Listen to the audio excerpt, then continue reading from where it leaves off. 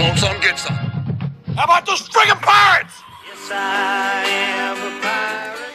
You have to go with the Pirates because, of course, they have cannons and everything. It's a pirate's life for me. Be proud of who you are and what you are. You're Pirates. It is a first down. Pirates. Because when you're at East Carolina, you go for it every time. Or you don't coach at East Carolina, you don't come to East Carolina, you don't play at East Carolina with a weak heart. Write it. I don't think I've ever been in a building as loud as that was. It was deafening in there. We will get to Omaha. I can promise you that. Red and purple all night long in Eastern North Carolina. You're watching The Sports Objective, the podcast for Pirates.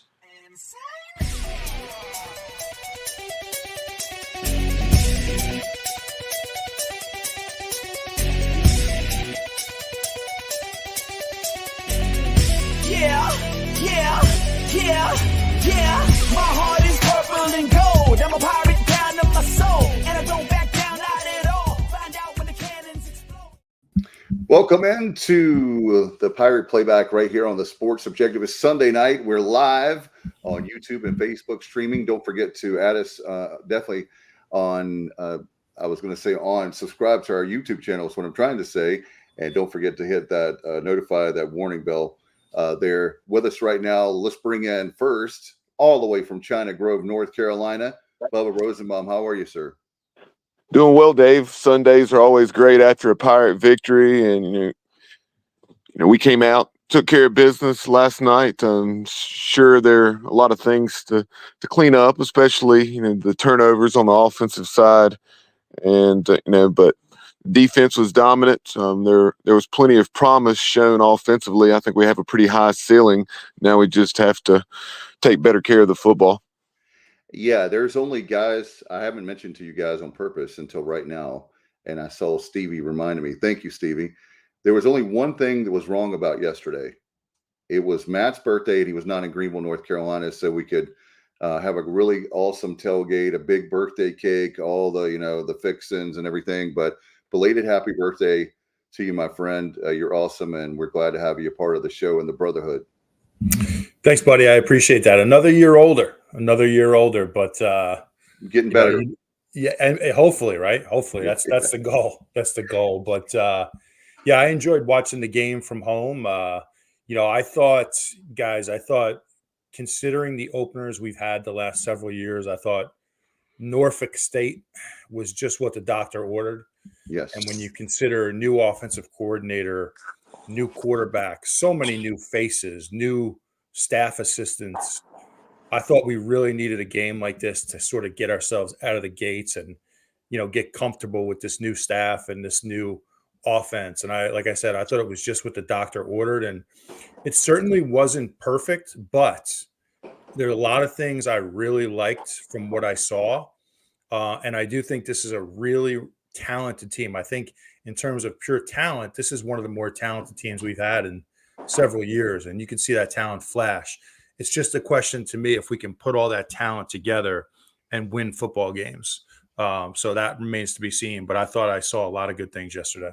And also we've got behind us, the clock is behind you. We got the clock is back, fellas, by popular demand. All right, Norm is going to be happy. Norm Fear is going to like that. That's right. Hey, Kyle from LaGrange Barber. Speaking of which, the legend, Kyle from LaGrange Barber. How are you?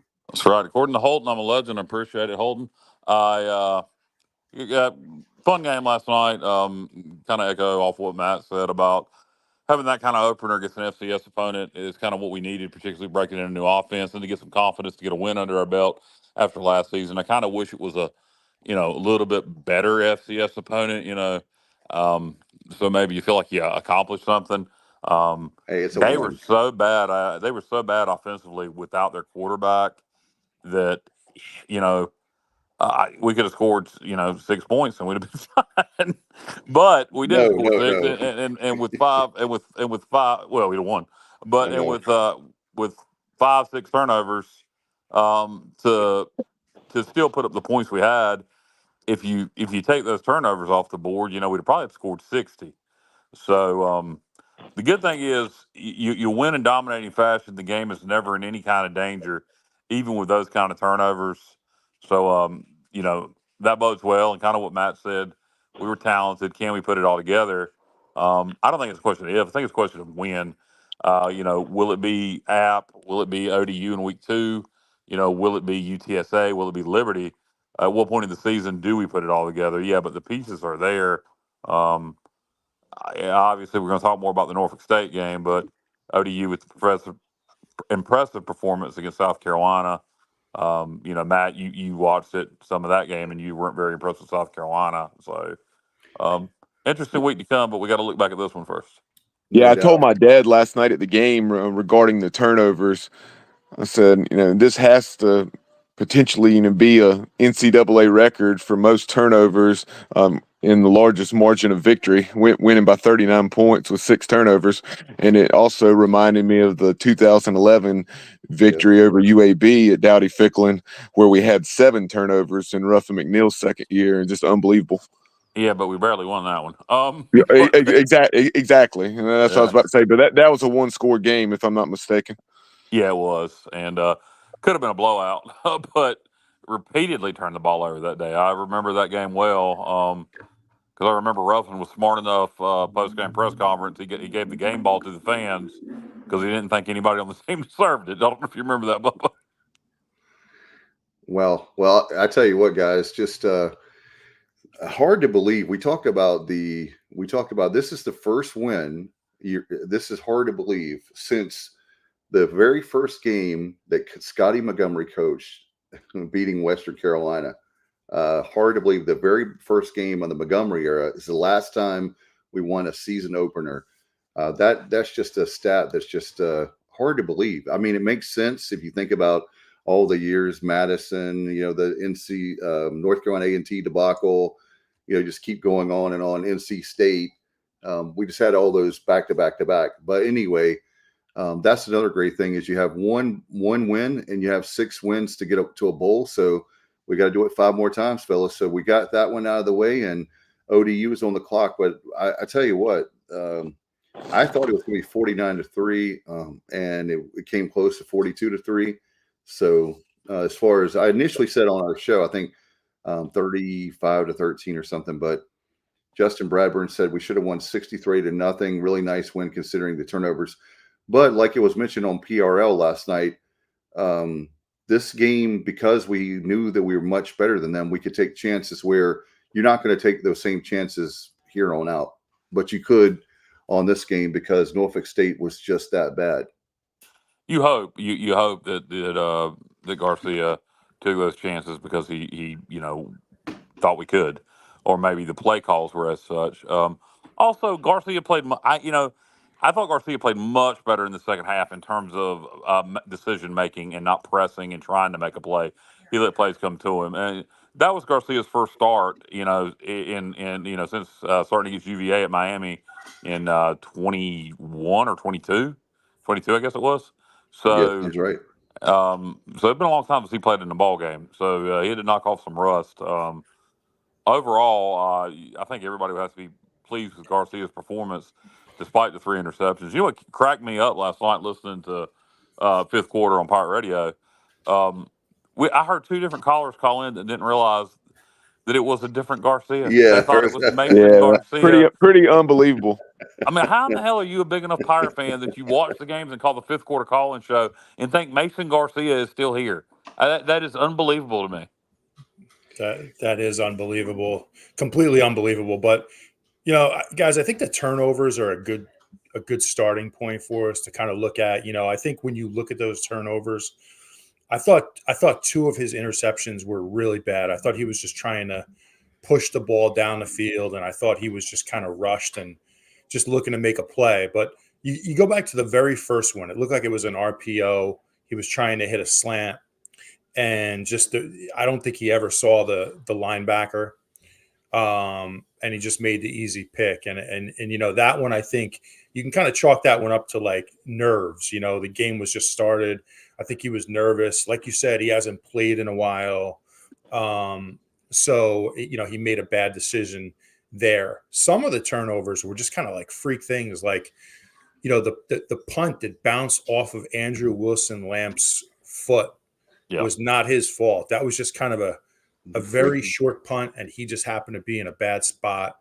So, you can't give any fault there. And then the one on Hauser, when he first came into the game, his first possession, the ball just sort of inexplicably slipped out of his hands, which is another kind of just a freak thing that we can't have happen. But so, you had some bizarre turnovers there. But what I'll say is, some of the ones that Garcia threw, he's going to want those back. I'm sure he's already watched the film, and, he was just trying to make plays. He forced it a little bit. But I think what you're going to see is every week, to your point, again, Kyle, to your point, going back, he has not played in a long time. You're going to see him clean that up a little bit and get a little more sharp every week. At least that's what we're hoping for. Yeah, to elaborate a little bit on these turnovers, the first one, I think he just flat out didn't see him, and if he did, you never on an in-breaking route like that, try to throw over a linebacker that has disaster written all over it, because either you're going to throw it right into their chest, or the guy did make a decent play from close proximity, but then if you try to throw it a little touch, you're going to airmail it, and then the safety's going to pick it off behind it. But the other two interceptions, one of those, it seemed like the receivers were too close together, and there was another time or two where we had receivers that were too close to one another, where the spacing wasn't what you would like. And then the interception, I guess the third interception he threw late in the first half with about 4 or 5 minutes left in the half, down the sideline, that same corner of the field, inside the 5-yard line. It was one, I think, if he'd have thrown it with a little greater arc and more trajectory, that he could have dropped it in and at least been incomplete and not picked off, threw it a little flat, and the Norfolk State DB made a nice catch, and his second interception in just a couple minutes of game action. And then you had the one on the boneyard end, the fumble, where, and we'll talk more about snaps later on. I did not have a chance to go back and watch this one yet, but from what I've heard and what I saw live, it was one where maybe it was a timing issue, and we'll talk more because there were more than one bad snap throughout the game. And it was high and left, and so you had Jake Garcia having to make a good play on that to be able to execute the play. And that's something that we have to get figured out, because you can't have that throwing off the timing of the RPOs, or just even if it's not an RPO, it screws up the timing. With the running back hitting the hole and penetration of the defensive front. But and then the one, like you mentioned on the punt, Matt, it was just a freak thing, like Coach Houston referenced in the post game. Andrew Wilson Lamp was trying to do the right thing, and as soon as he heard the Peter call, getting away from it to the near sideline, and it hit him in his heel. But no doubt those other 5 are ones we have to clean up. With the one with Caton Hauser, I was having flashbacks to 2015, right down at the swamp. Oh yeah, good point. But we have a ton of comments, and Justin Butts said yes, agreed, not losing sleep on the turnovers. Positive notes on the transfers look great. Stevie Fly talked about the wide receiver core. We had 10 different Pirates catch a pass yesterday, and we were missing a couple receivers. Yeah, and we had what was arguably, certainly one of our best, if not our best last year. Yeah, he was clearly our best last year, Chase Sowell. But 10 different guys catching passes, and 7 of those had multiple receptions at least. Yeah, no, it was good to see spreading the ball around. Reminded me a lot of the Lincoln Riley offense days. Tempo also. What did you guys think of the tempo? Was it what you expected? I think you could really tell at times, and you're not going to go 100 miles per hour the whole game, but there was times when we'd hit a big play and then we get on a roll. You can really see the potential of this offense when they get rolled. When they hit a big play, then they hit another big play. You saw it a couple times last night where the tempo really affected Norfolk State. Also notice, I want to get your Bubba and Matt. I want to get your take because playing and practice and everything. So, does it feel like it felt like to me not that the guys in the past, more recent times, were not prepared, but it just really felt like it was like, I know it sounds cheesy to say this, like an orchestra. Like JDB has those guys where they are in full command of the offense. They know the offense, and that's what they were able to do, that hurry up offense, play after play after play, and they were executing it pretty well because it didn't, in other words, seem like that anybody was lost. Everybody seemed to be on the same page, going for the same thing, and not. I know there's the first game where there's some plays that were not perfect, but overall on offense, I was really impressed with that.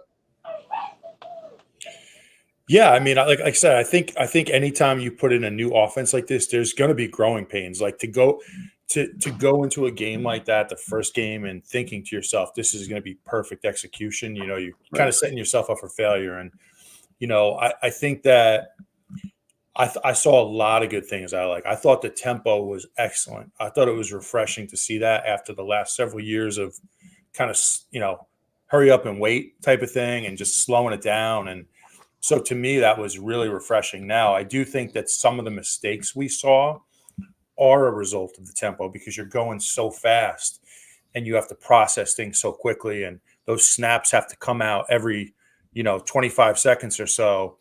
And we saw a lot of those errant snaps. So I do think I'm going to guess. I'm going to totally guess here, and I'm speculating, knowing how coaches think. JDB is going to he's going to like some of it. He's also going to be pretty unhappy with some of it, and he's going to think we have a long way to go. But I hope that doesn't sound negative because it's not. It's just kind of where we are in the process. But I liked a lot of things I saw, guys. I think this type of offense is what we need at ECU. Yeah, a few thoughts. Go ahead, Kyle. A few thoughts on the tempo. First of all, 14 possessions. Only one of those possessions was longer than 2 minutes and 17 seconds, and only 4 of those 14 possessions was longer than 1 minute 51 seconds. So pretty crazy stat there. And that combined with 6 turnovers, that's how you have the lopsided time of possession that we had, despite Norfolk State just having something like 7 first downs in the game compared to our 31. And then also our skill guys, be it Anthony Smith, Brock Spalding, whomever, when a play was over, they did an excellent job of sprinting to the official and handing them the football so they could get it spotted quickly. Good catch, Bubba. Yeah. And go ahead. That's all I had. Okay, yeah. And another thing I was going to say is, Matt talked about the offense not, being perfect yet. And if you expect it to be, you're setting yourself up to failure. The good news is, as long as it's mediocre, our defense and special teams should be able to carry us. We can't score 17 points a game, but, if we score 24 to 27, we'll have a pretty good chance to win some of these early games. Looking ahead to, I know we're still going to touch on Norfolk State a lot more, but just looking ahead to get to ODU next week, you don't know for sure how good this defense is because Norfolk State is atrocious offensively, throwing the ball anyway. But you figure on paper and the way it looked last night, we have a pretty solid defense. Special teams look really good, and we'll get into that. Thankfully, there wasn't very many kickoffs, but the couple there were, Lord have mercy, Winston Wright Jr. looked impressive returning kicks. Bond looked good returning punts. We look very aggressive on special teams. And I think that'll bode well going forward. We seem to be very attacking this year, period. Offensively, defensively, and special teams. I think we are. I haven't heard them use that word, but that's how I would describe at least the first game as attacking. We are a very attacking team. Yeah, and Winston Wright, we knew his explosiveness and what he could bring to the table. With those kickoff returns, had a 28-yarder, or 29-yarder, and then a 48-yarder that he was pretty Didn't see much. that one back. Yeah, nearly took it. It was right there in front of you on the Norfolk State sideline there, halfway through the first quarter. And then on that play, Brock Spalding, tremendous job of leading the way. Really made a nice block that made that a 48-yard gain instead of a 20 or 25-yard gain. And Matt, I did have some stats for you for our defense. Check this out. This is unbelievable. One of the keys I've always heard, and help me, Matt and Bubba and Kyle, but as far as football, is third down possessions, right? Third down if you get the first down. Check this out. Norfolk State 1 for 18 on third down. That is, ladies and gentlemen, 5%. 5% is all they had. So I think they had 7 first downs. They never got into the red zone. Of course, they only scored the 3 points. Here's another one that's great. 17 tackles for loss, 17 TFLs.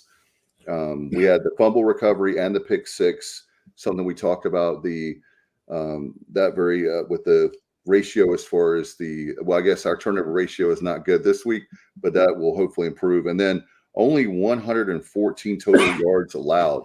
I mean, I know it's Norfolk State. We always hear about that, but we've had some FCS opponents where we've lost against and struggled against. And to me, I know that it's our first game and we've got a lot, but to me, it felt like a statement win only in the sense of, when I say that, is that we were wondering how would the offense start out? How would they do? How would the defense take a step back this year? I know it's the first game, first opponent, it's Norfolk State, but that's a good sign. I think that we scored 42 and they only scored 3. Yeah, I think that's a lot of good points there, Dave. And I think defensively for us guys, the game went exactly how we expected it to go. We knew Norfolk was going to try to run the football. They're clearly not comfortable throwing it. And, we had talked about during the week that our strength as a defense is we can really stop the run.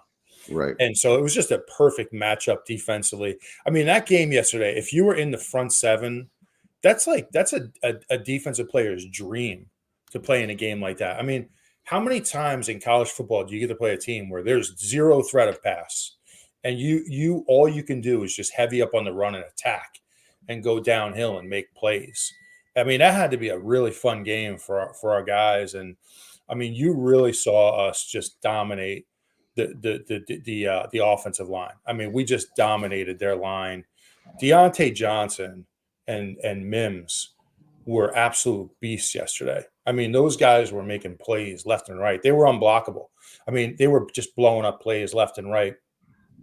I saw throughout the course of that game so many guys make plays. I was pleased to see Josiah Robinson, who has had a lot of talent, but he's been slowed down by injury, made some plays. Our transfer from Louisville, Raheem Craig, I thought made some plays. The one thing I'll say, and then I'll kick it to you guys, this defense can run. This defense can flat out run. Our linebackers can move. Our corners can cover people. I really like what I see defensively, guys. I am very optimistic about the depth there and the fact that we just have athletic guys that can get after it. So really, really good start. And you were talking about on the offensive side of the ball too. When you look at the wide receivers, I think there was, like we said, 10 guys that, I mean, the distribution, it's not just one dude, it's like 10. And you don't have Chase Sowell off the top of my head. I know he wasn't in the game. And I think he probably Jabari Patterson didn't play either, did he? Yeah, he played. He got a couple catches. Okay, all right. But yeah, you're right. I don't know that he's 100%, Kyle. So, but I know that they were pretty much saying that I think they were just saving Sowell, like in other words, give him another week. So ODU, isn't that right, Bubba? Off the top of my head, that's what that was my understanding. And Kyle, I was switching over from my phone to my laptop, but what were you saying? Did you say Jari Patterson played? Yeah, but Dave corrected me. Gotcha. Yeah. And just the fact that Thanks for bringing it up again, Bubba. Sorry. I missed the correction as I was transitioning. And I wanted to get your thoughts too, guys, on the fact that how many times do we say we know about probably the reason why we didn't see Mason Garcia behind Holton. I'm not bringing up that can of worms, just to say it was nice to see that Hauser was put in and he had a command of the offense. He looked, I think, I mean, overall, I was pleased to see that, hey, we've got two quarterbacks that can come in. If God forbid something happens to Garcia, you've got Hauser, or vice versa. You know that you've got two good quarterbacks, and it's not just on paper. But I want to get your thoughts on that. Well, following the fumble that Matt and I referenced earlier, where the ball just slipped out of his hand, and we're honestly waiting to see whether it was going to be reviewed and whether it was just a fumble or potentially his arm was moving forward. But I think it was a correct call. But you had him, I guess it was the very next possession.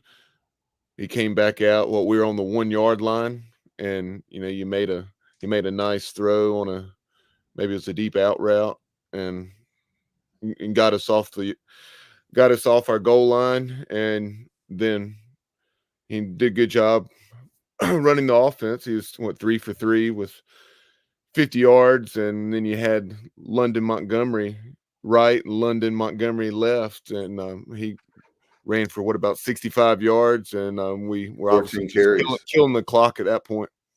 Yeah, London Montgomery looked great. Anytime he touched the ball, and I know he didn't touch it until the second half, and but we really weren't having a consistent running game to that point. I don't know how much emphasis we were putting on it, but you got to figure London is going to get Landon more. No, it's London. It's got here in the notes right here. I've got Landon. That was talked about at nauseum last night on radio, which one it is, Landon or London. So I don't know. We need to figure that out. Okay, Mr. Montgomery. We know it ain't Scotty. He's got to get more carries going forward. If there's one thing I think I'm a pretty good judge of is running back talent. Historically, I am. And I really like the way he moves his left. I don't know how to explain it where it makes sense. I said it last night on Pirate Radio, and it probably sounds stupid. I don't know, Matt, Bubba, if you guys understand what I mean. It's like he never stops moving his legs. No, I understood what you were saying, and I checked the 2023 Penn State roster, and it's London. It is London. Okay, so he never stops moving his legs. I like the way he runs.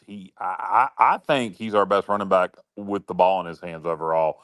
Bond has the most explosiveness. I think Rajay is the most well-rounded back with the ability to block and catch the ball. But just straight up with the ball in his hand, I think he's our best running back. Well, I'll tell you what. What about Marlon Gunn Jr.? Is he? He only got like 5 touches, I think. He did not look good last night. Well, I'm just wondering, is he still banged up? I mean, I don't know. He's not looking like himself. To be fair to him, guys, like there were twice where he literally was handed the ball and got blown up the second he had it in his hand.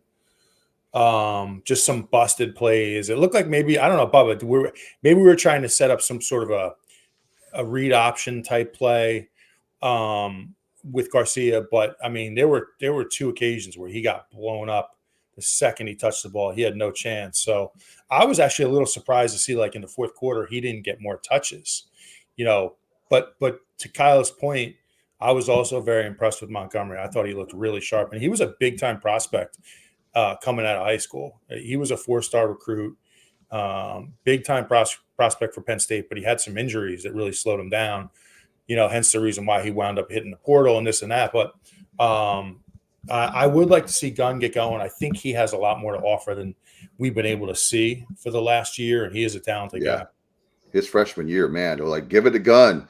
But that's a good thing is that our skill positions with the running backs and wide receivers. And then what were your thoughts, guys, on the position? And by the way, David, let me cut you off. I wanted to touch on Montgomery one more time. Also, what I saw to Montgomery is a guy who got the ball and said, I'm going to get more playing time, mother truckers. That's also what I picked up from him. He wanted to prove he needed to be on that field. Did you guys kind of get that from him? It was very much like Marlon Gunn back in 2022 against Campbell. Remember, Marlon Gunn came in and ran for probably 70 or 80 yards late in that game against the Camels. It's very similar last night with Montgomery. I like to think of it more as Vontavious Cooper against UTEP. Yeah. How about, hey, Kyle, how about Rajay Harris too. We always talk about he's got really good hands, and using him to catch the ball out of the backfield, and being that he has speed, I thought that I know he's not. I know he's more like a fullback, but still, I was really happy overall with the. I guess the word for me is the creativity on offense versus what we had. Rajay's got more speed than people give him credit for, and he's got Yeah, really good hands. I wish Bond had the hands Rajay had. Holy crap! But yeah, Rajay's got really good hands, and he's a very well-rounded player. He's not just the running back you put in to hand the ball off to. He's good with blocking, and he can catch the ball really well. he told us at media day, and then again at the luncheon there, guys, the kickoff luncheon.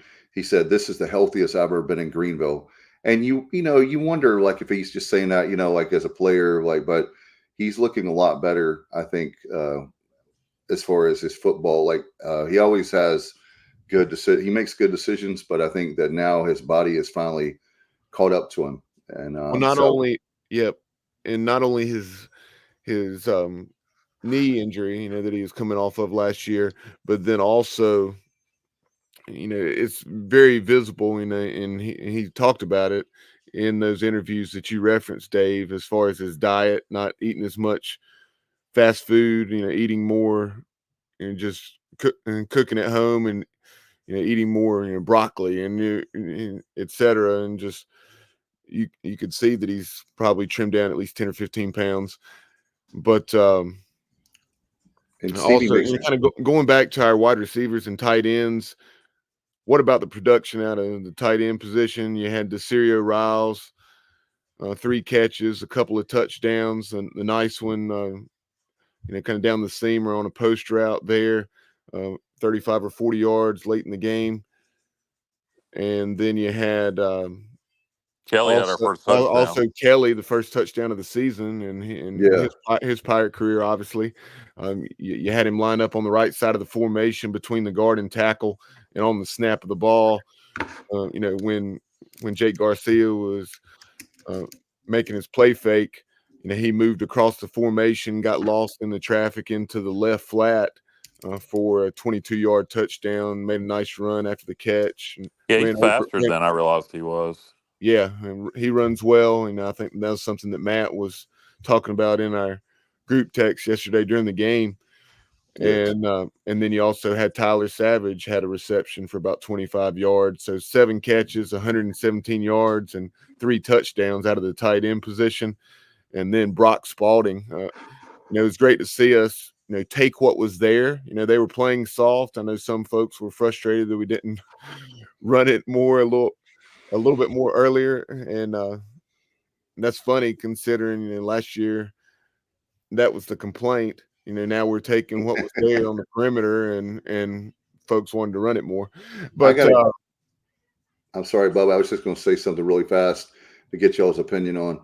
I have a theory on that, and see what y'all think about this. And Kyle alluded to it earlier of the attack. I felt like it's like a heavyweight fight. I felt like that we were attacking them, getting way up on them, and then running the ball more. That was just my feeling, like, hey, we want to make a statement. We want to go ahead and knock them out early, or go ahead and put them on the ropes. I think people's fear, and the reason you heard about it wasn't because we didn't run it more. I think that people are scared that, oh, God, what if our O-line can't run block? What if we can't have a consistent running game? I think was the fear people were having more so than we didn't run it. I don't think that's the case. We'll play a better defense against Old Dominion this coming weekend. We'll know. But I feel like that's what people are mainly talking about the running game for. I think it's the fear of not having a running game. If the few times we ran it, we were busting off 15-yard run every time, nobody would be complaining or talking about it. But I think it's, we really, the running game was there, but it really wasn't consistent until late in the game. Yeah. And I think it's a philosophy change, guys. Like throwing the ball to this year, you could tell we are a throw the ball first team. We're throwing the ball to set up the run game. Versus in the past, sometimes you felt like we were trying to establish the run to then set up the passing game. So I think it's a major philosophy change, just to point out. I think we're gonna try to throw the ball first. And those, to Matt's point, from the very first possession, you remember us, throwing those screens to Anthony Smith and Brock Spalding, that Lincoln Riley's offense, considered to be run plays. And Brock Spalding made several excellent runs. I mean, some of those, being after contact. So great job by Brock Spalding, catching the football, running after the catch, and also blocking on some of those screen passes, as well as I mentioned on kickoff returns. The thing that jumped out at me, guys, I went back and I watched the film, broke down the film, and the thing that really jumped out to me when I watched it was the speed that we have. Very impressed with the transfers we brought in. And let's just go, like, my favorite play of the day was Casey Kelly's touchdown. Yeah. We sort of leaked him down the line of scrimmage behind the offensive line for just what appeared to be just a simple little route. But it was the action that kind of got the defense out of position but when he caught the ball, I was really impressed with his ability to take it to the house. I mean, he showed some wheels. And Winston Wright, man, when you go back and watch that film, that dude can move. I mean, he's got some wheels. We got to get the ball in his hand more in the passing game. I think, Kyle, you're going to see him. You're going to see him. I don't think they wanted to show a lot of it yesterday. This is just a hunch. Right. I think you're going to see him a lot on like jet sweep action. You're going to see him a lot on like shallow crossing routes, little wide receiver screens, reverses. A lot of that. Reverses. I have a feeling, just a sneaky suspicion that we were trying to kind of hold him back a little bit. Hey, Bubba, and also it looked like yesterday was on the stat sheet. Was it only three attempts for him? 3 touches for him? I mean, he only had like he had 3 receptions. Winston Wright, 3 catches, 24 yards. And I can run through those right quick. Since we talked about 10 different guys catching passes. Yeah. Anthony Smith, NC State transfer, 5 catches, 86 yards, and a touchdown. And then you had Desirio Riles, 3 for 57, 2 touchdowns. Brock Spalding, 4 for 46. Yannick Smith, the talented freshman out of Summerville, South Carolina, 3 for 43. Casey Kelly, 3 for 35, and the 22-yard touchdown. Jari Patterson, 2 for 28. Winston Wright, 3 for 24, as I mentioned. Keelan Robinson, second year in the program now, out of Kansas. Kansas transfer, I should say, last year. And so there you have what the Pirates did from a receiving standpoint. And then you had, it was unfortunately lost in the statistical column because of the penalty. But what a catch that was on the deep ball post route. I think it was from Jake Garcia to Kerry King going toward the Murphy Center. Unbelievable acrobatic catch that was wiped out by the penalty. What was even more impressive is the same drive he went and basically made the same throw to a different player, and we still, scored a touchdown on that drive. But which, how often does that happen where you get a touchdown call back and you still finish the drive with a touchdown? Right. I thought about that too, Kyle, because I was like, I know we're going to win the game, but still, it's nice to be able to get like this was exactly designed the way it was supposed to be. It was like Matt said early in the show. This was a FCS opponent that we should beat. We did. We took care of business, and it was nice to be able to work some things out, like we were talking about having the new offensive coordinator. I know some of the people, Matt and Bubba, Kyle, want to get your thoughts. People have been concerned about the O-line. I know I don't want to be Debbie Downer because we won 42-3. So it's actually easier. I've heard this. Our high school coach talked about this on Friday night last week. It's a lot easier to coach when you've won the game and you have some things that you're trying to iron out versus lose a game. But what do you guys think about that as far as using that this week? You had the 6 turnovers, but as far as the offensive line, what do you think? You got to work on your snap, your center exchange. Yep. Overall, besides that, I thought they pass blocked relatively well. Run blocking needs to be improved. Yeah, it's hard to judge it against Norfolk State, honestly. Matt, Bubba, what did you guys see out of the O line? Were you pleased with it? Still to be determined would be my statement. I'll be honest, guys. I feel exactly like I did coming into the season, where I really like what we have in all facets, but the O line is still a major question mark for me. I thought the O line was okay. I thought they were average yesterday, but that's all I could say is I thought they were average. I didn't think they were great. I thought the snaps were. We had a major problem snapping the ball yesterday. On 10 to 12 occasions, the snaps were really poor. So that's a little tough to figure out. Maybe that's because of the tempo. I don't know. But, I think we have worked at that spot. Now, what I want to see it against a solid FBS team. And then, I want to see it against ODU next week. I want to see it against App State. I want to see how we hold up. I thought we were better in pass protection than run blocking. Definitely better in pass protection. Yeah. But for me, still a lot of questions there. Yeah, you kind of feel like I do, Matt. Bobby, you got any thoughts on the O-line? How about this?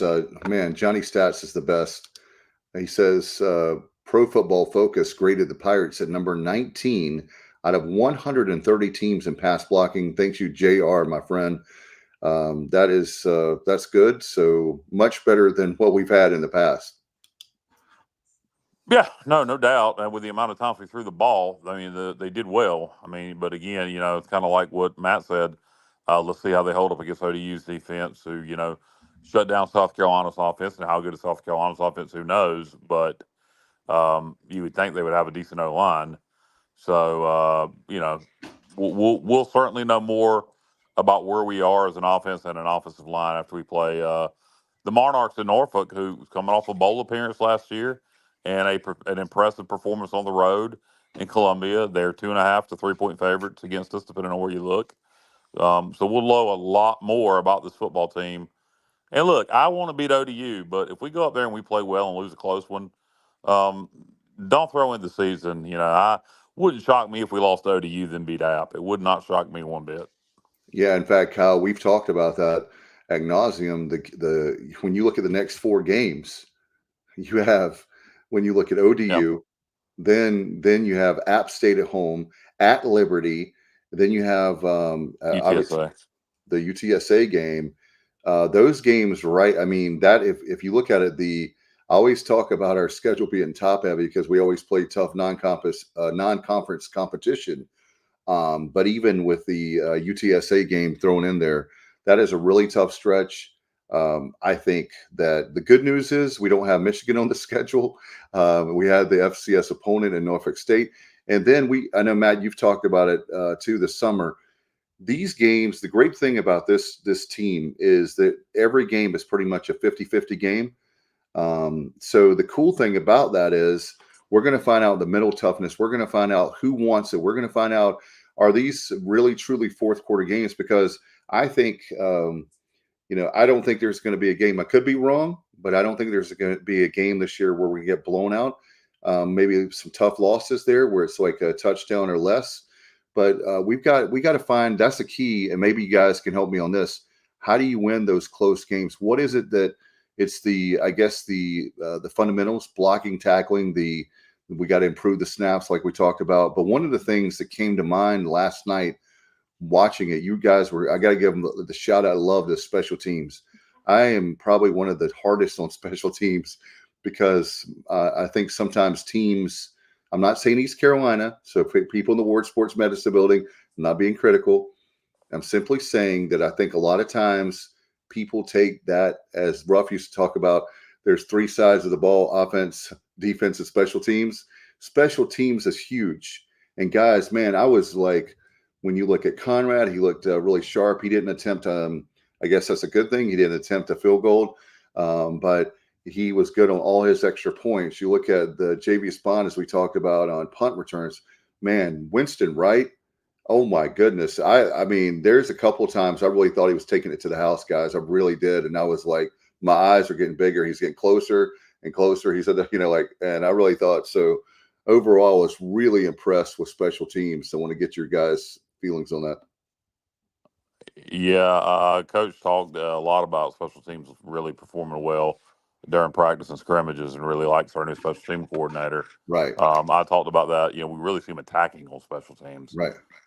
So no, I was very pleased with the way special teams played last night. I'd give special teams an A, even with the freak play on the punt. I think it was a turnover because I don't really think there was anything he could do. So I think special teams played about as well as they could last night. Matt, what do you think? Yeah, I agree with you, man. I thought they looked coached up. I really like what I saw from our schemes that Andre Powell put out there. I thought we executed well. And like we've talked about, like at East Carolina, we cannot afford to be average on special teams. We have to excel there. Kind of like Frank Beamer used to teach, you can make so many plays on special teams that's going to help you win the game. So really encouraged by what I see there. We definitely have some explosive returners this year. Bubba, I'll kick it to you. I know you wanted to chime in there. Yeah, with the turnovers that we had last night, 5 of those 6 being of on the offensive side. As frustrating as it was to lose those additional points, the good news was that those didn't give Norfolk State short fields that when 3 of the 5 happened inside the 5-yard line. So, yeah, it sucked to lose those opportunities to tack on to the lead, but at the same time, you didn't give a team that was struggling offensively a chance to score like we did on that first possession, where they just get 2 first downs and all of a sudden they're in field goal range. So I thought that was great. And then you talked about the defensive line and the defensive front. I think we're very stout there, and even more so, when we're playing an opponent that's very one-dimensional. But how about the play of Maryland transfer Gavin Gibson? Had the pick 6, yeah, and then also nearly had another pick 6 later in the game, and then also I think ended up being Devin King that scooped up the fumble over in front of the Norfolk State bench, but Gavin was right there and had his hands on that football as well. So very interested to see what type of season on the whole Gavin has. I'll tell you guys, when I watched just going back to defense for a second, good points, Bubba. When you watched them yesterday, I really got the sense that everybody looked very coached up. Everybody looked comfortable in their roles. Like we looked like an experienced defensive unit yesterday, in my opinion. And you saw a lot of different names flash that we haven't really seen before. A lot of young guys. Mims really jumps out to me. He looked like a beast yesterday. And you heard he had a really strong offseason, but he looks to be vastly improved. Another guy whose name flashed a lot yesterday, and I believe he's a true freshman. Correct me if I'm wrong. KJ Merrill. He made several plays yesterday. So that's encouraging to see. I thought you saw Sam Danka, another guy who we've heard a lot about. He was out there making plays. So, again, depth, man, it's so important, especially if we're going to play this up-tempo offense. Oh, yeah. And your defense is going to be on the field, quickly sometimes, especially if you have like a 3-and-out, to be able to rotate guys, especially in the front 7, man, that's a luxury to have. And again, very impressed with what I saw yesterday. Yeah, KJ Merrill, mid-year enrollee out of Georgia. So, and like one thing, like too, you said, one of multiple, just like Yannick Smith. Yes, true freshman out of South Carolina, getting some playing time as Coach Houston had said they would.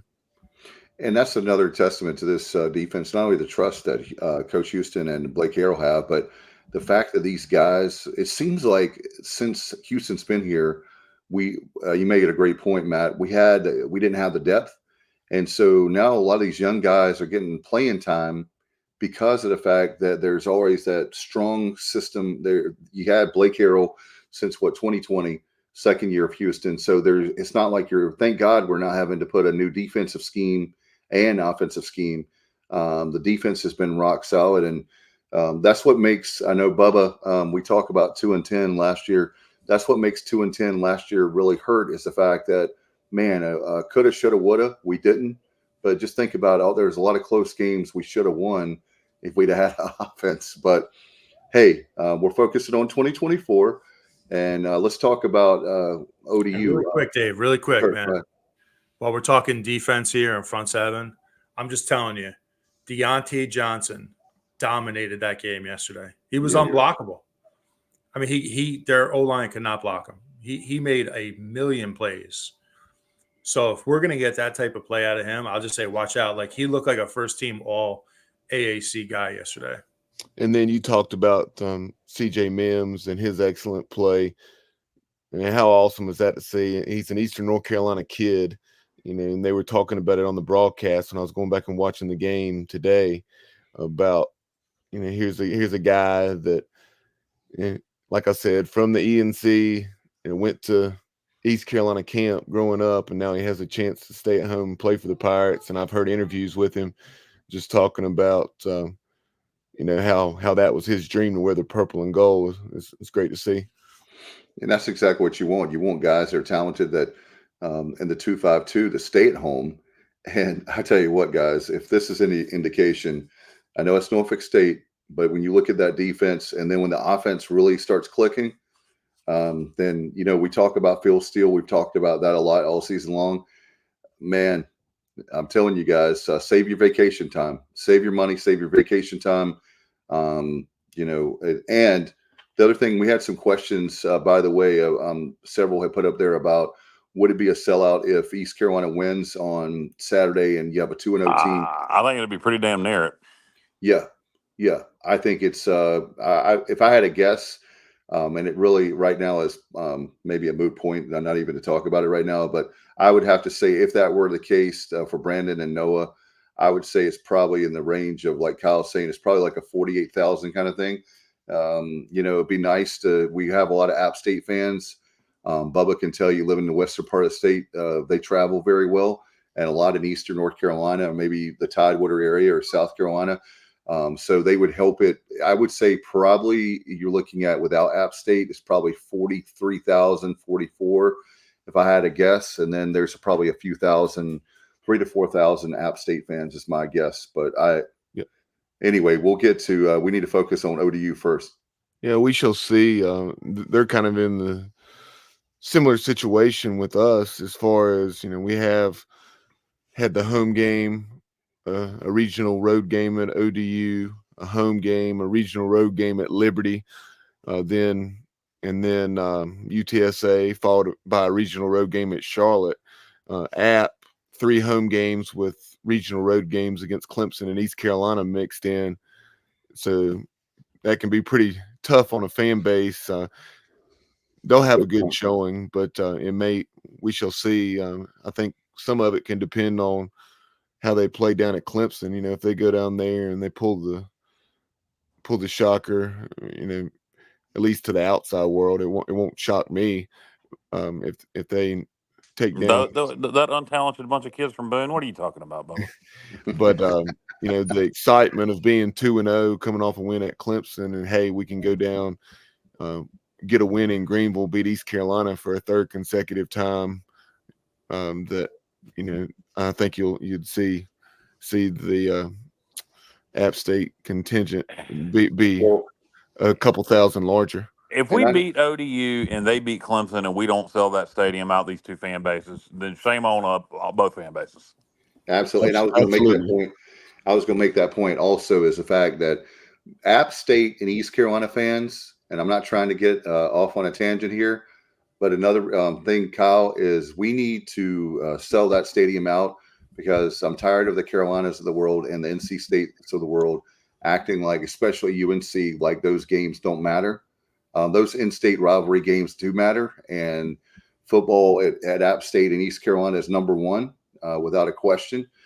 Sorry to my basketball and baseball and every other sport at East Carolina. Football number one, basketball to it. Yeah, so sell it out for if nothing else. The fact that we want to send a statement to the UNCs of the world and NC States. I think NC State, judging by John Gilbert, what he had to say with IGO this past week, it sounds like, or the week before, it sounds like that NC State is more reachable and Carolina is not on the same page. That's my gut feeling. I don't want to put words in his mouth. I got the same impression.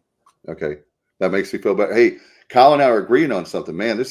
I'm telling you, 2024 is a brand new year. See, Kyle and I are agreeing on things. And I also think West Virginia is going to buy that game out based on when I go ask him, does he think anybody's going to try to buy a game out? And he didn't say no. He basically said yes. And he said, if they do, we'll let them. And my guess is that's going to be West Virginia. That's just speculation on my part. But anyway, let's focus on the here and now. Absolutely. And what it comes down to also, fellas, is that another thing I was thinking about when it comes to the NC States of the world and all these other, the Power 4 schools, is we got to win. We got to come up to that level as far as we know that we're capable of it, but it's Al Davis. It's just win, baby. Win, win, win. It cures everything as far as our Pirates Unite campaign going on, the NIL campaign going on. One of the things fans talked about, I know that there was even a call on Pirate Radio, is the prices of things and not having Chick-fil-A. I've heard that. And there was something with Gilbert talked about that with Aramark. So there's something there that, is really out of their control. So I'm not going to notice. I'm being fair. I'll tell you something. Yeah. People want to bitch about things, and then we'll get back to football. I'll tell you something needs to be bitched about. Complained about the bathroom. Now, granted, there's nothing we can do about the bathrooms getting dirty as a university during the games. That's to the fans. Quit being disgusting, people. You wouldn't treat your own bathroom like that at home. Don't treat the one there like that. It makes me sick to my stomach. But when I walk into that bathroom when I first get there, and it was clean when I first got there, let me say that. And I go and and there was, let's just say there was an obvious reason I wanted to latch the stall. I went into 6 stalls before I could get one to properly latch without having to near about kill myself to get it to latch, or it wouldn't latch at all. Fix the bathroom doors. Are you kidding me? Here we go. I mean, it's ridiculous. It is ridiculous. You should be able to poop without having to worry about if somebody's going to open the door on you. Hey, is this stall available? That was tremendous. I'm just saying, the latches on the door should work. That is embarrassing. And that is something that should have been taken care of. And the little things like that annoy the crap out of me. Hey Matt. Words. Matt, there goes our Christmas cards. So I don't think we're getting any Christmas cards this year. I understand, but that's one nice thing about watching from home, guys. When I can't go from being so far, I don't have these issues. Here we go. We're gonna rub it in. We're gonna rub it in. Matt's gonna rub it in now with the pool. Take peels off the walls in the bathroom. Yeah, well, I mean, exactly stuff like that. There's no reason. I think you're saying like after you visited. Well, that could be possible too. That could be possible too. I mean, definitely after the second time. But I mean, it annoys me, that one, people can't be more sanitary and clean, no matter how much alcohol they have in them. And we're being fair. We're being fair. That's to the Pirate fans. And 2, there's no reason that the bathroom stalls, every stall shouldn't latch properly. There's no reason for that. Fix that before the Appalachian State game, ECU. You got 2 weeks. Yeah, it doesn't cost very much money to fix it, to put in new latches and make sure they latch properly. Fix it, please. I'm begging you. I'll tell you what. I'll tell you, I love the sound effects. I didn't hear any sound effects. Watching that game, though, on TV, guys, I got to give props to our field crew, Joey Perry. The field looked fantastic on TV. And it always does. It looked fantastic. I love that we've stayed with a grass surface. I really do. I hope we never go to turf. And it really looked great on TV. So I'll just kind of throw that in there. Kudos to the grounds crew. Absolutely. There's so many times that you hear people say that, not us, but just generically, Oh man, and you guys can talk because you played and I didn't. But as far as grass versus the turf, I love a grass field. And Joey Perry, man, you're right, spot on.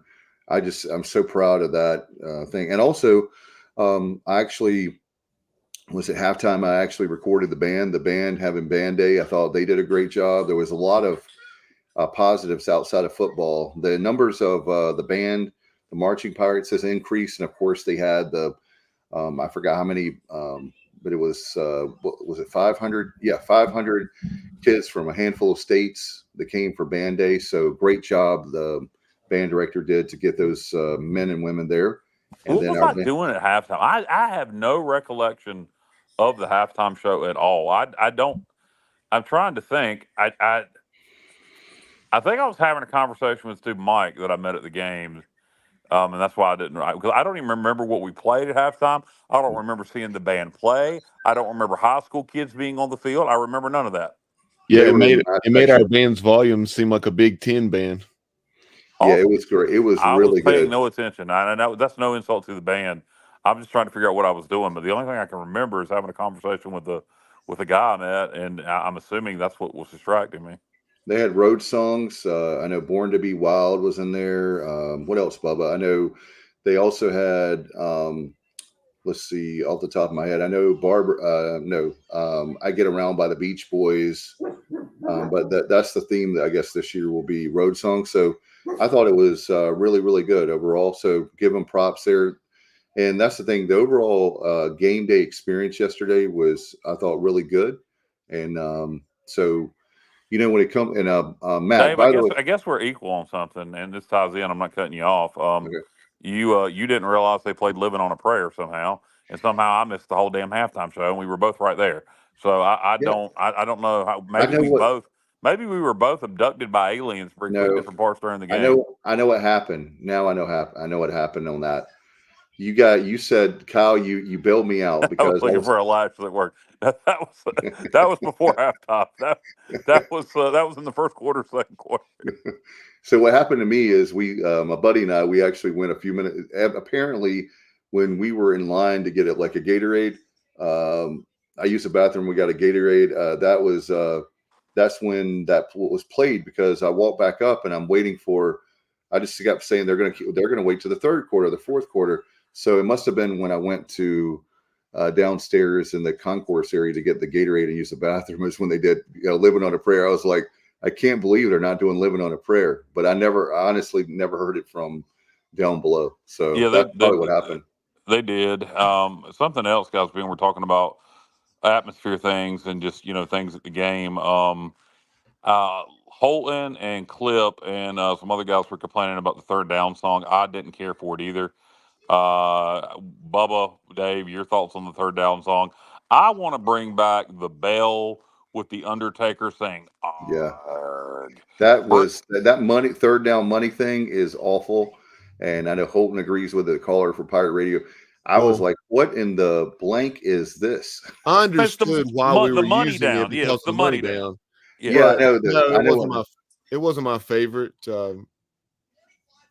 I like Kyle said, I preferred the one we used, the Undertaker theme. What was that? That was Skip era, Yes. Yeah. Skip and the beginning of Rough. followed by the ARG. But yeah, that was probably my preference. But as far as the third down song was concerned, the one that we used a couple years ago, I'm blanking on it. Thank you, What was Noah. the name of that song, Kyle? But you said you weren't crazy about it. Remember, I made the mashup with Coach Houston saying, "How about those friggin' Pirates?" I remember, but I don't Yeah, remember the song. Yeah, I didn't like it either. No, because so many other people were using it. I like to be original, and I thought the Undertaker music with the R was really unique to us. I have a lot of ideas for third down songs. Don't get me started with that kind of stuff. I'll go all night. I love. Did they play Pirate Town after the game last night? I left during Yes, celebration. they played it right after Celebration, I All right, think. well, let's play it before Celebration. Celebration's a yeah, generic song. Nothing wrong with Celebration, but it's very generic. Pirate Town is unique to us. I thought that one thing that I would like to hear, I know that, but like I was saying before, I just love the song, and I love Prince. So but Purple Rain. I just wish they would add, like, in other words, like Bubba said, you don't have to play the whole. I'm not asking you to play 4 minutes of every song because everybody is going to leave. But like Noah said, the third down song needs to go back to the 2022 song beat, or like that boat. I mean, anything is better than that was something I was just like, it just did not. That kind of thing is like I guess How what about you Bone Crusher Never Scared on third down? anything. Like I said, Y'all know that song? No, I don't. Y'all don't know Never Scared by Bone Crusher?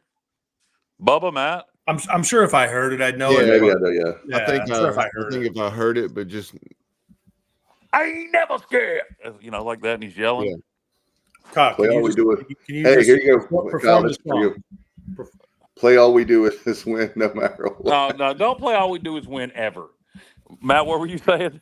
No, I wanted to hear you perform that song. So You want to hear the full rap? yes. Well, you know what? Understanding. If we We want to can't. if we want to get posted certain places, I probably better not perform that song. You're doing great tonight, by the way, on that. You've really. This is Kyle Leach. I know the Kyle song you're LaGrange Leach. referencing, Kyle. Yeah. Yeah. It's tell them something's we ain't never scared.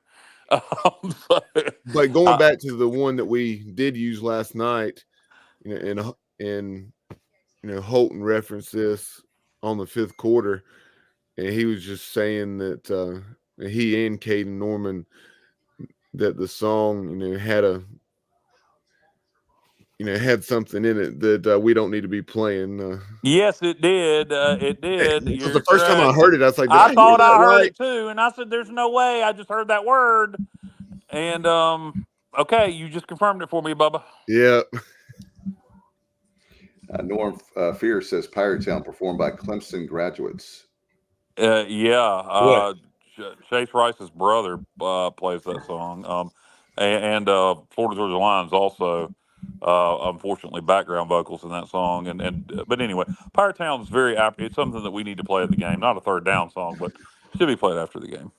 Matt's like, what are we talking about this crap for? Speaking of Clemson, man, they took one on the chin yesterday. I mean, that was a beat down. And I love to see Dabo get beat, honestly. So I had zero problem with it. Hey, Matt, I think you're going to be the next coach of Florida. Chrissy, tell Chrissy her dream's going to come true, because they've got to spend money. I'll say this really quick, because I actually think Florida is a cool. Gainesville is a very great, awesome place. I love the stadium, everything. I haven't been inside, but I've been by it like 3 times. But they've got to spend money on a coach, and it's like I was telling you guys, it's like a career killer to go to. And I'm not meaning that to be. You don't think Florida spends money on their coaches? Well, maybe it's the right hire, or maybe get another right hire. Yes, but it's inexplicable right now what's going on with Florida. I mean, they could have just left Dan Mullen alone. If you look at Napier before he went there, his Stevie, I'm down. Fly me down there, buddy. I'll do it. Yeah, exactly. I'll bring the house on every play. All right. But except I don't know, Stevie, is that 8-man football? I can't remember. It is. Yeah. It is 8-man. That's a little different animal. I don't know. But and they've bring the house, Stevie. Stevie, you have about 10 or 11 players, Stevie? 10 or 11 plays. They're young, and his roster is 11. He just picked up one. He's got 12. He's got 12 men on his roster now. Okay. They lost a heartbreaker to Community Christian out of Wilson on Friday night. Lost 52-50, and had the ball inside the 10 or the 5 in the fourth quarter, and fumbled the snap because they had to rush it because Stevie had to call a timeout on that last drive to kind of settle his players down because they were getting too fired up. And so nice. Stevie's football teams get better every week, considering the circumstances. I know Stevie don't want to hear it. No more victories. He's ready to win, but I mean, they've played well every week, gotten better every week. Yeah, 13 seconds to go in that game. But, that's a tough one. But I tell you what, Stevie's one heck of a coach, and I won't use the word I was going to use, so maybe we'll get posted everywhere. But Stevie's a great dude, man. Stevie's a great dude. He'll get it right. No doubt about it. He's a Pirate, so he'll definitely get it right. I'm from Suffolk, Virginia, Stevie Flaw. Lasker. I wanted to ask our one thing I want to ask, and we're over an hour, so I just want to get this in. A question for you guys, and a question I know. I think it's 1 out of 4 for us. I'm pretty confident on that. But how many of our men that got diagnosed with colon cancer? Yes, 1 out of 4. No, that's not where I was going. How many people are going to the ODU game in our audience? I know that I believe obviously Matt, Bubba, you're not are you going, Bubba, or not? I know Kyle's not going. It's one that had kind of been on my radar, and never been to Old Dominion to a game. Have been in the stadium multiple times, and yes, I believe I'm going to make the last minute road trip. Yeah. Let me tell you something I discovered about Bubba Rosen Mom, fellas. This is what I know about Bubba. Sometimes he'll say things like that, but I'm not sure. I don't know if I could make it. I'm 50-50. And he'll show up. The reality is when game day hits, he's driving. Bubba has to be in the stadium. Nobody loves the Pirates more than Bubba, right? We've talked about that. Yeah. So I'm confident Bubba will be there. Hey, what's the what do you Dave, are you going? I'm thankful. Yes, I'm going. To piggyback off what Matt's saying there, I'm certainly thankful that we have the exposure we do with ESPN Plus and all of our ESPN platforms to be able to watch games like where you just simply can't go to all of them, like a North Texas or a Tulsa. But but yeah, if it's within that 4 or 5 hour radius, like Old Dominion, I just can't resist. If at all possible. Matt, from my house is 2 hours. I mean, that's not bad. I mean, 2 hour drive. It's a very easy drive, and so I gotta do it. And then the Liberty game, we got a group of guys going. Wish you guys could be there. Bubba, are you going to Liberty? I forgot to ask Bubba that one too. What do you think? Yes. I know, Kyle, you got to go. We're going to have a good time, man. We got a guys weekend. We're going up there, about 4 or 5 of us, and we're going to have a good time. And then the interesting thing is, for those Pirate fans, I know Justin Butts knows, but you cannot have a tailgate with alcohol. So we're going to have our tailgate after the game off campus, because that's the only way we can have the Pirate beverages. So it makes sense that they don't, because it's a Christian school, but it's still kind of an odd thing that normally you can have a cooler full of beer or have your favorite drink. Well, I've never been to Liberty's campus, but is there just like at ECU, there's adjacent lots that aren't owned by the university. Does anybody know if there are adjacent lots that do allow drinking for our Pirate fans who may be wanting to go and don't know how to tailgate without alcohol? Justice said, Kyle, are you saying we're codependent? I'm saying some fans are. Yes. Hey, they have flasks. You bring one of those. What are the name of those water bottles everybody carries around? Stanley. Stanley. Yeah. Everybody's got to have a Stanley now. Yeah. My You daughter, can't have that filled up. I guess they won't question what's in that. My daughter loves. She's nearby. My daughter, if you want to be for Mackenzie to be a fan of you right now, her birthday, I bought her a Stanley, and her life has changed. She is like, and then my mom bought her one going back to school, so she's got 2 Stanleys now. Wow. But anyway, Dorothy only had one. Justin says, "That's for you, Jessica. Don't ask, don't tell." Justin says, like, that's a great policy at Liberty. So and I have a autographed Kyle. You'll like this. Oh boy. I know. The policy at Liberty is don't ask, don't tell. But actually, what happens in Provo stays in Provo. That's Lynchburg. No, I was talking. He mentioned BYU. He mentioned. Yeah, BYU. they don't even drink coffee there. Yeah, they can't have caffeine. But I actually have milk at the concession stand. That's right. I actually have a flask that's autographed by the Gin Blossoms. So nice. Put gin in it. Yeah, gin. There you go. Hey, Dave, a few more comments here. Something that we haven't gotten to. Kyle is waiting for the Charlotte game so he can see his 49ers. Yeah. That's actually Matt. That can be your first road trip, Kyle, before Army. You can come. Yeah, I look. Biff Poggi, big mouth Biff. Oh, wait a minute, Justin. Where's Justin? Justin said that he's going to take Kyle. Remember on the road trip? Yeah. If I decide to go to a road game, I'll go. I'll find a way there. But Justin said that the Queen. Yeah, I know he did. I know. Biff Poggi last night. said apparently going into halftime before James Madison that he was going to show that they would see in the second half. They would find. What was the quote, Bubba? Just one moment, I'll read it to you. It was sent to me by one of my App State friends, who shares an equal disdain for the 49ers. Oh my God. And by the way, Matt, is there any way that we can all make that? I know it's 15,000 right. and probably 15,000 Pirate fans. Can we make it to that game? I want to win so that game has it's become a going to be a tough. rivalry. You're basically to get a ticket to that Charlotte game. You're basically going to have to buy a mini plan from Charlotte. But what was the quote, Bubba? Pirate Club. So the Pirate Club doesn't have very many. Yeah. Days. So one of my App State buddies said we were listening to the Charlotte radio broadcast going into halftime. Biff Poggi said something along the lines of, "We pushed him around all half, but 3 turnovers and penalties hurt." Then he said, "JMU is going to find out in the second half." And he said JMU, by the way, had 2 turnovers over their own, ended up winning the game 30-7. What they found out in the second half is that Charlotte still can't play offense. Yep.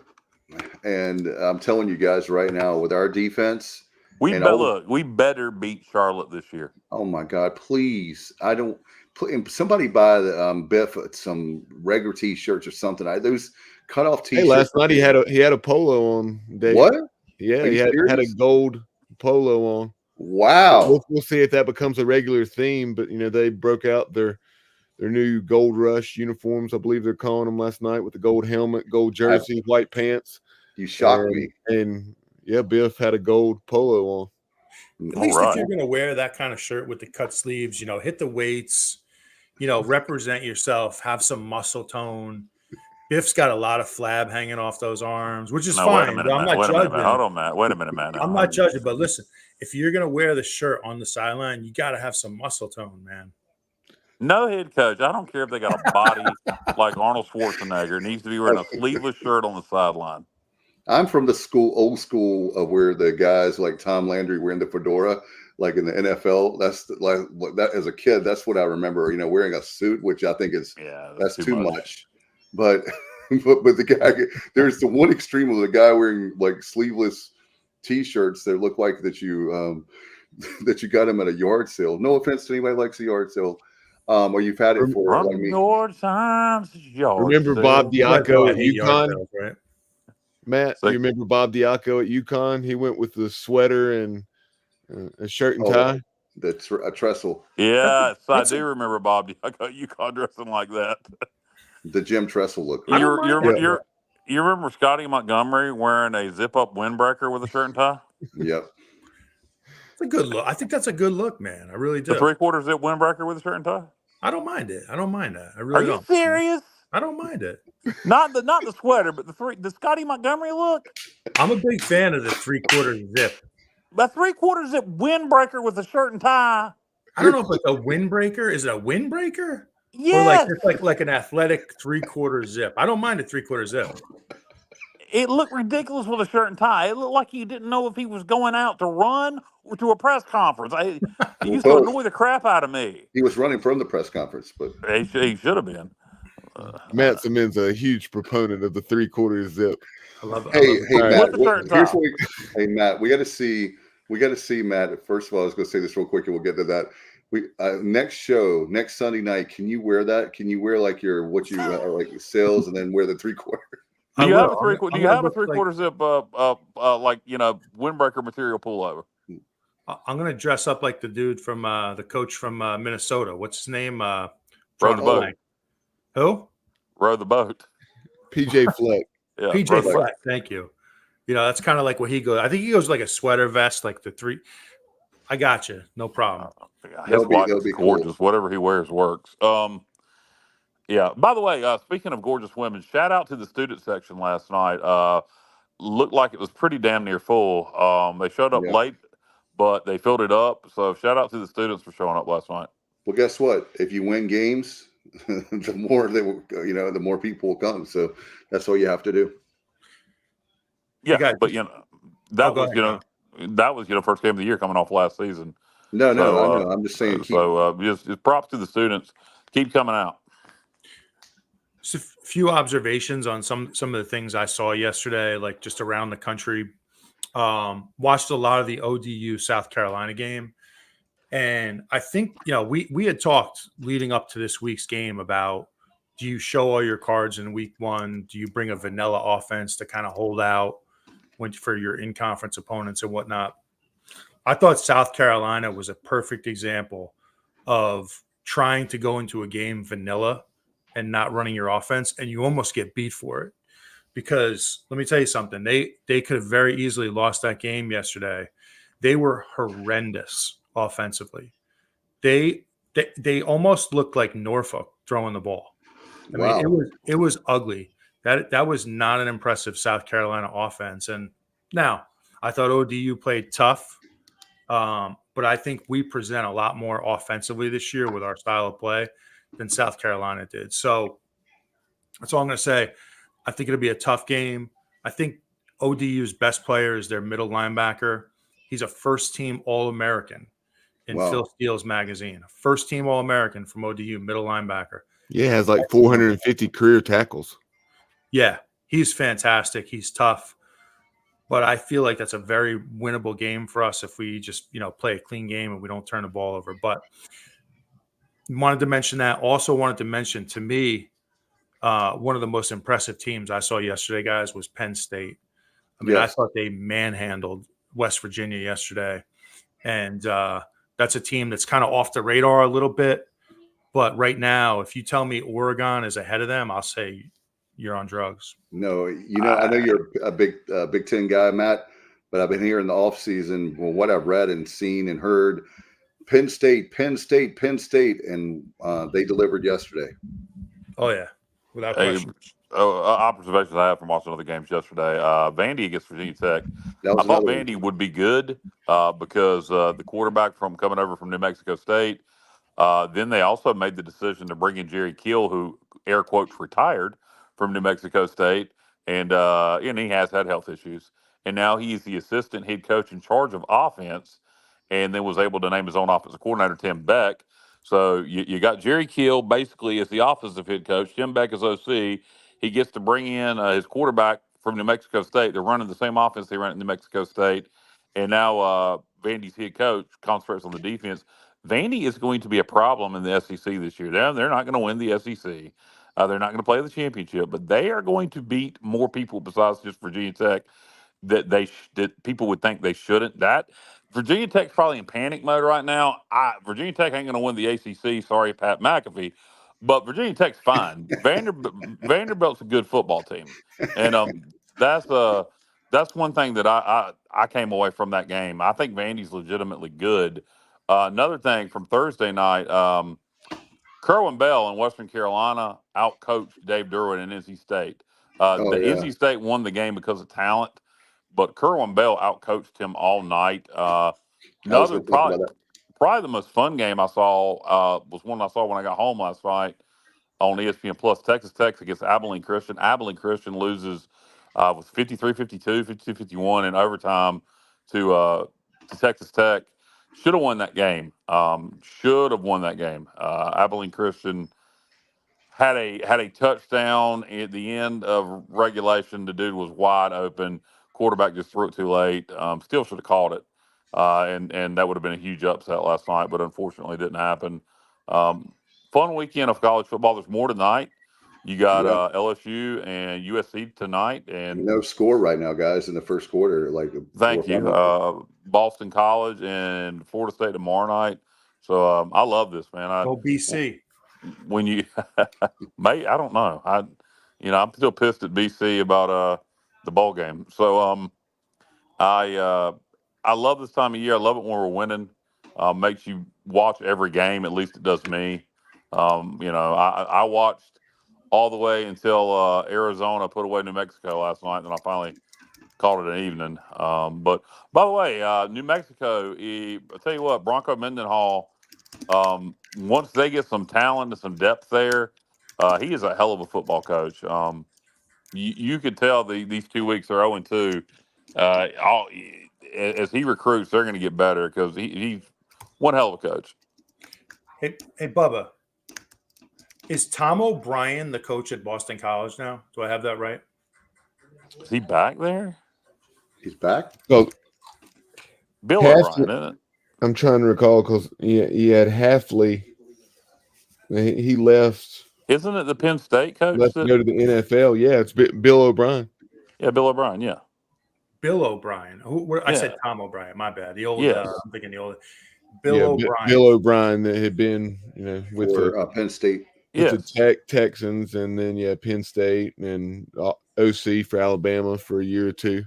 Yes, he's first year there. Okay.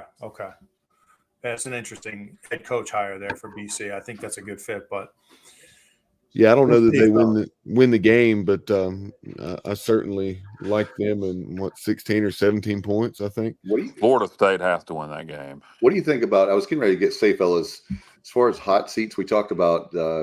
It's both the Florida coach, two of the Florida coaches with Napier and Mike Norvell. If he doesn't win, Norvell's a good coach. No, he is. I'm not anti him at all. Yeah, I don't know. I don't know if he's hot seat or not. If they lose to BC, he'll be on the hot seat. Look, Florida State still has time, and the ACC is very winnable. So Florida State still has time to turn it around. I'll tell you, you want to hear something? You want to hear the stupidest thing you ever hear in your life? You know who looked pretty good to me from the ACC this past week? Stanford. Stanford looked pretty good. They might be a surprise team in the ACC. Stanford may be a surprise team in the ACC. That's right, Stanford may be a surprise team. It sounds so stupid.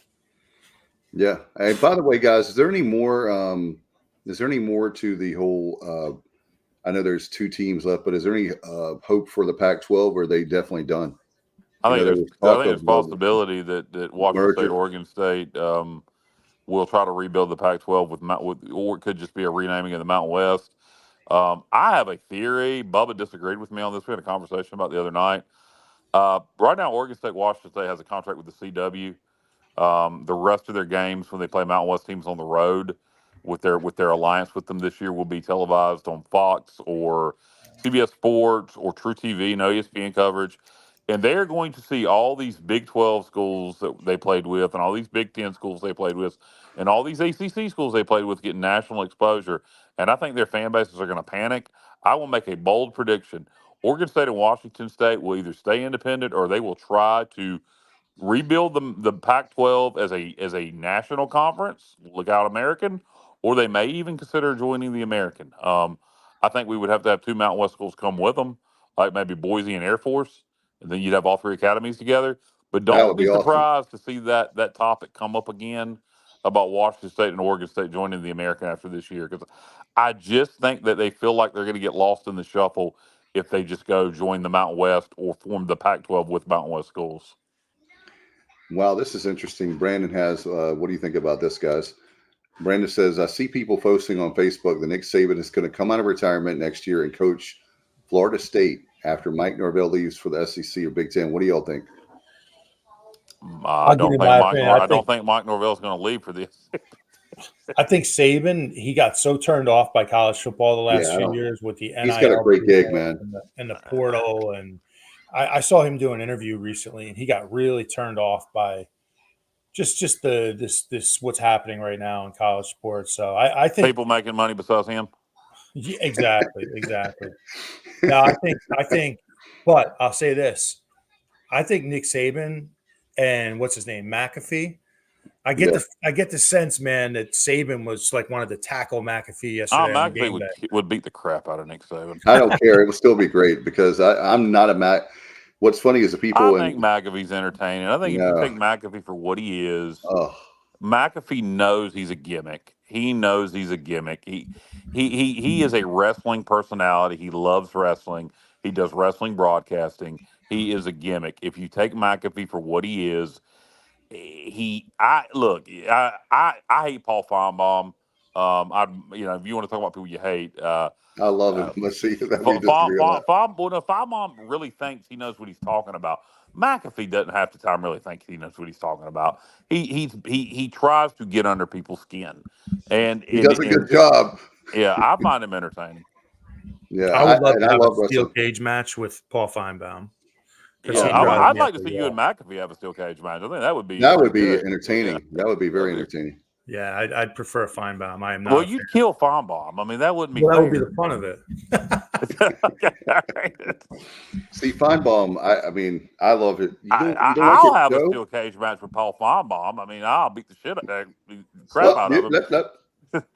I mean, I'm not really, but McAfee on the other hand, I think that you and Matt and McAfee, we're gonna make this happen. Pat Hey, we can McAfee, somebody get this to Pat McAfee. Matt Semenza wants you in a steel cage. We ain't talking about WWE style, Pat. We're talking UFC MMA style. We're gonna have Matt Semenza, Pat McAfee. Matt, you were War just a Games. kicker. You were just a kicker. Semenza was a linebacker. Hey. You can't take Matt. Matt was a linebacker. He'll tackle you on the way to the ring, To get McAfee. started. So we're gonna have McAfee Semenza inside the octagon. Hey, I got it. We're Why gonna don't make we it have happen. the opening match? The opening match is Kyle Barber versus Paul Feinbaum. All right, that'll be over in 5 seconds. And then I want to see a you ladder match. I want to see Kyle in a ladder match. No ladder match. If Feinbaum's smaller than me, you're giving him an advantage. We'll let Feinbaum climb the ladder, and then I'm just gonna go push it over.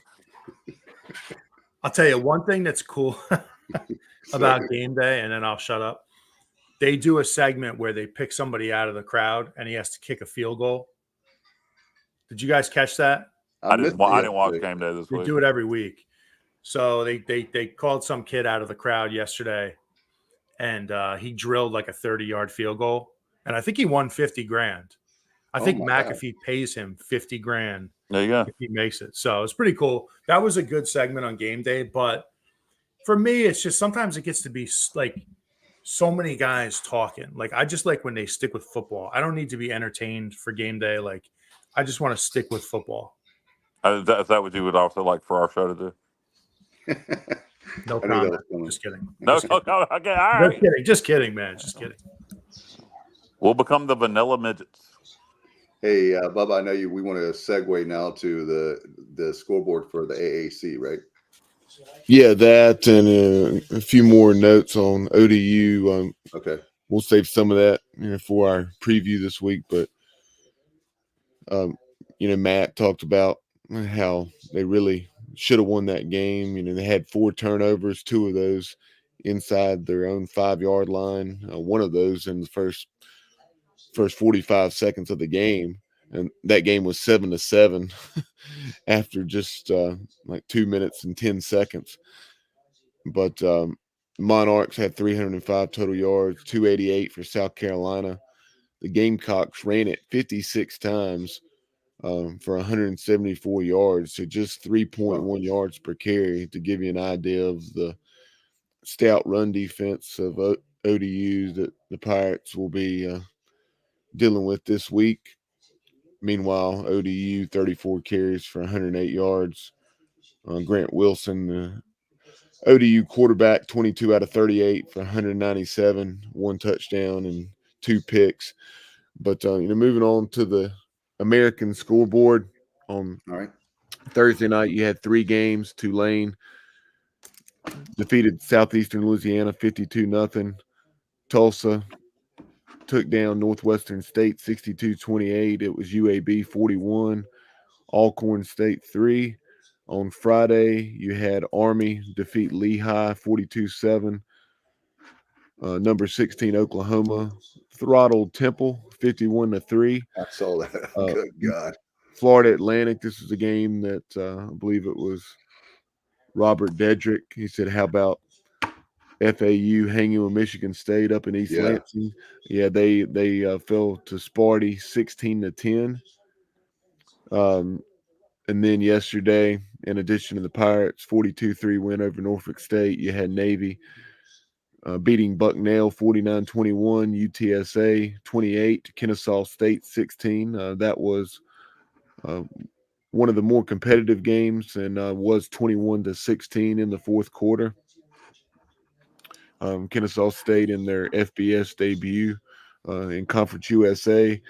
North Texas picked up a really nice road win over Sunbelt foe South Alabama on the road, winning. New head coach of South Alabama.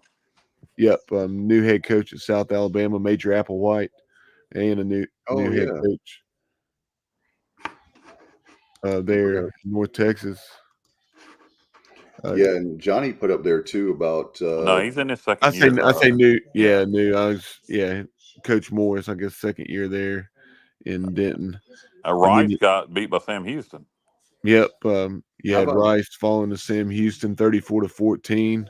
I know Warner, EJ Warner threw two picks in that game, was sacked a Wow. couple times.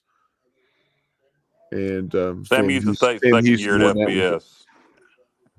Yeah, Sam Houston won that one 34-14. You had James Madison, as we mentioned, defeating Charlotte 30-7. Memphis beat North Alabama 40-0, and South Florida coming off a very solid first year for that staff.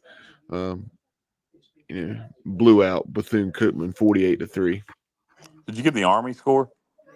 Yes, against Yes, Lehigh. Army defeated Lehigh 42-7. Okay, somehow I didn't hear that one. Give a shout out to Brad. He says, "Go Pirates! Were the Modelo's good yesterday?" Oh my gosh! And then Steve says, "Yesterday's win was good for confidence, but who cares?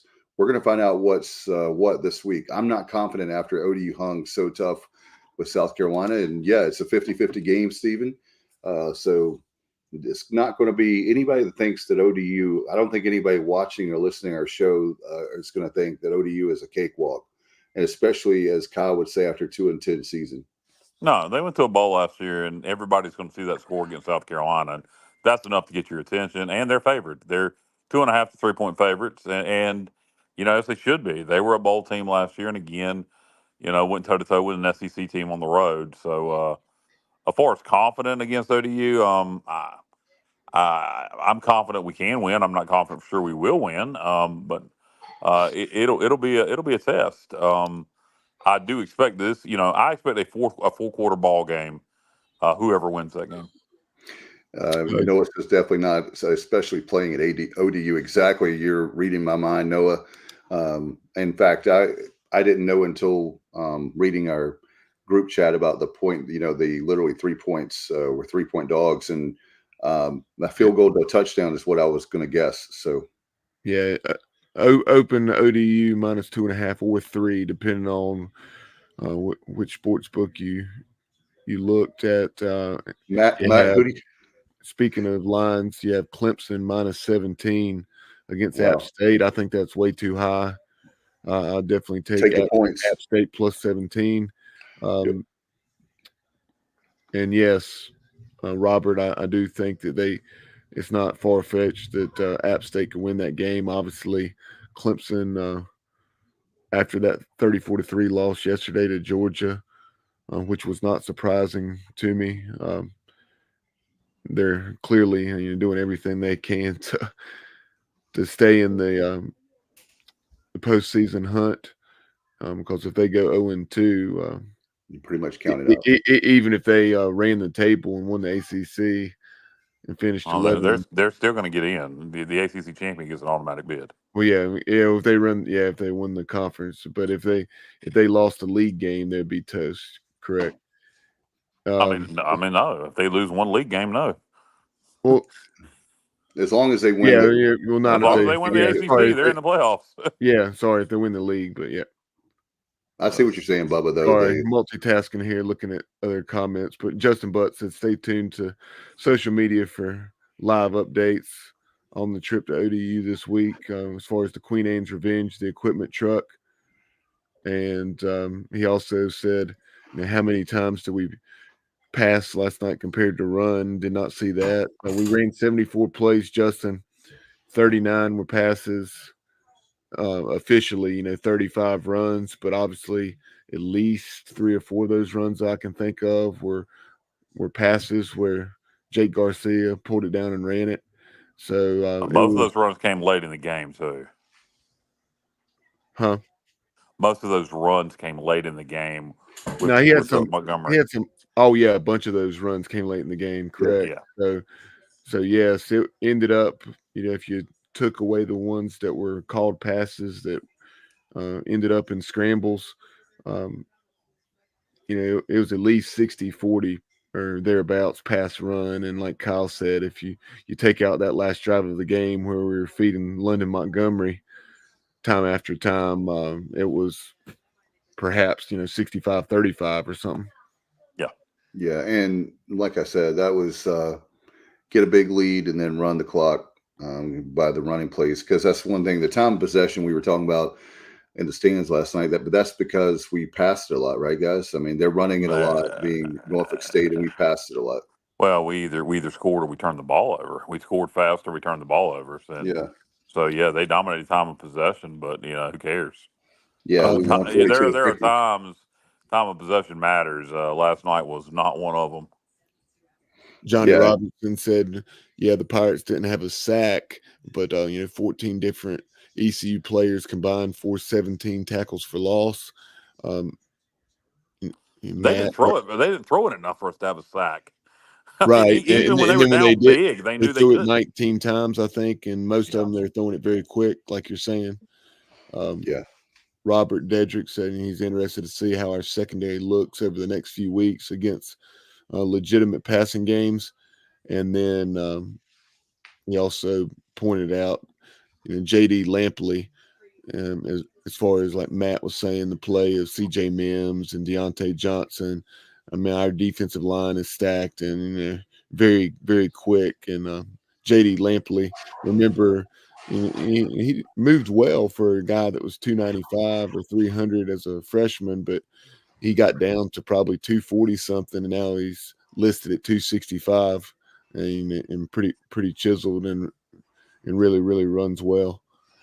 Yeah, I got a chance to talk to him at Media Day, guys, with JD Lampley, and I tell you what, those guys are so hungry. And Matt, we talk about the '90s with the Pirates players having chips on their shoulders, but I'm gonna tell you guys right now, those guys know that they were much better than 2-10. Yeah, I got a question for. Is Matt still with us? We'll see. I'm right here, brother. The dog was barking, so I went on mute for a minute. Okay, Matt. To a comment that was made a minute ago, to see how our secondary is going to hold up against better passing games. ODU runs a tempo offense similar to ours, not the same but similar. They obviously have a much better passing game. Not seeing a true passing game in week one.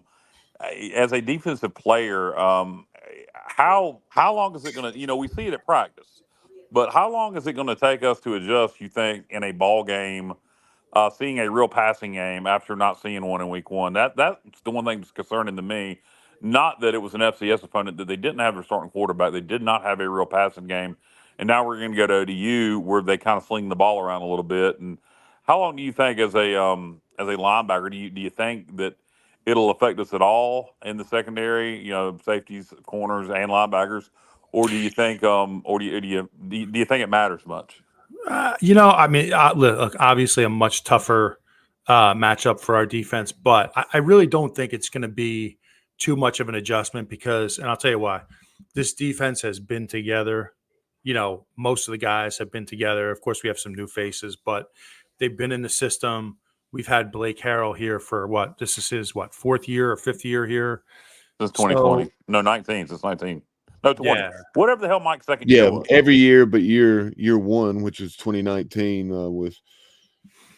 Yeah, so 2020. Yeah, Bob Trott. So to answer your question, I feel really confident, and I really don't feel like it's going to be much of an adjustment for our defense. Now, conversely, ODU's defense faced a offense yesterday, that was heavy run.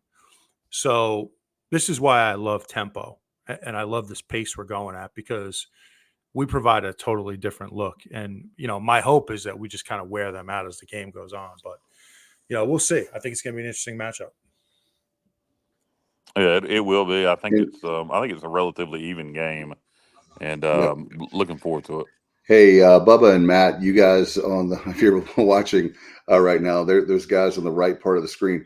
You guys are the ones that are laying the money down big time. Just joking. But as far as the bets are concerned, do you see potential of, I know the line opened up, like you guys said, 2.5 or 3, depending on who you follow. Do you see that going the Pirates' way? Like, in other words, a swing of where it's I bet the early money is going to go on South Carolina, because Either the early money or the late money will go on South Carolina. I'm talking I'm about never ODU. quite sure. You mean Matt, ODU? Bubba, Matt. I guess you're the more degenerate gambler of any of us. Your mob ties and all. I appreciate that, Kyle. Thank you. You're welcome. Well, you got an Italian last name. I do the people that know what the hell they're doing? Do they bet early or late?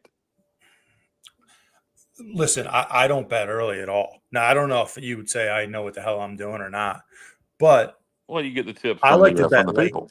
I like to bet late for a few reasons. Number one, you can see injuries through the course of the week. You see the line adjustments. What about weather? You could see weather. I mean, that's always there's different factors. So I like to bet late. I when I do bet, I like to place my bet the day of the game, usually like an hour before the game. Yeah, I would say unless you're very confident and you see a line at 2.5 and you say, well, East Carolina, I really believe they're going to win the game, and you want to get that line in case it goes up any. So I would say maybe the early money will go on ODU because of their performance against South Carolina. I don't really expect the line to move a lot. I would expect it to stay somewhere between 2.5 to 3.5 points. I mean, would y'all agree with that, Matt, Bubba? Sounds reasonable to me. Although I am going to do the Pirates money line all day. Okay. Yeah, I think what I'm saying, I'm not saying it's going to swing all the way over to, like a few points in our favor. I'm just saying that could it be even a pick'em game? It Where it's could like be, but I think a lot of people that don't follow college football that closely, and there's a lot of casual fans that bet and probably shouldn't, we'll just see that South Carolina score and look at our record last year and think, well, Norfolk State, who cares, and put their money on ODU. So, yeah, I don't see it swinging in our favor. Really don't matter. In a way, it's a bigger motivator to be a dog on the road. Yeah, no doubt about it. You don't want to piss the other team off. We won 6 games last year, went to a bowl, went toe to toe with an SEC school in week 1, and now we're underdogs. And I really don't want that. So I'm kind of glad the line is what it is.